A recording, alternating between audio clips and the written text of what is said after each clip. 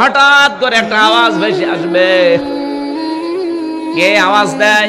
তাকিয়ে দেখবে বিশ্ব নবী মুহাম্মদুর রাসূলুল্লাহ আওয়াজ দিচ্ছে, রব্বি হাবলি ইয়া উম্মতি। উনি আর বলবে না আল্লাহ তুমি আমাকে বাঁচাও, উনি বলবে আল্লাহ তুমি আমার উম্মতকে বাঁচাও। কোন উম্মত?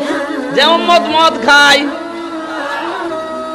অলঙ্ক নাচ দেখে, সুদের ব্যবসা করে। আপনাকে তো আবার উম্মত হওয়া লাগবে নাকি? উনি যে বলবে আল্লাহ তুমি আমাকে না আমার উম্মতকে বাঁচাও, এখন আপনাকে ওই তালিকায় থাকা লাগবে। আপনি তো তালিকায় নেই। এখন বলো না কেন তালিকায় নেই কারা? হঠাৎ করে নবীজির সামনে আল্লাহ পর্দা ফেলে দেবেন। বিশ্ব নবী বলবেন আল্লাহ এগুলো আমার উম্মত, আমি সুপারিশ করতে চাই। আওয়াজ আসবে, হে নবী আপনার উম্মত আমিও জানি, কিন্তু আপনি দুনিয়া থেকে বিদায় নেওয়ার পরে এই উম্মত গুলো আপনার রেখে আসা ইসলামকে এরা উলট পালট করে ফেলেছিল।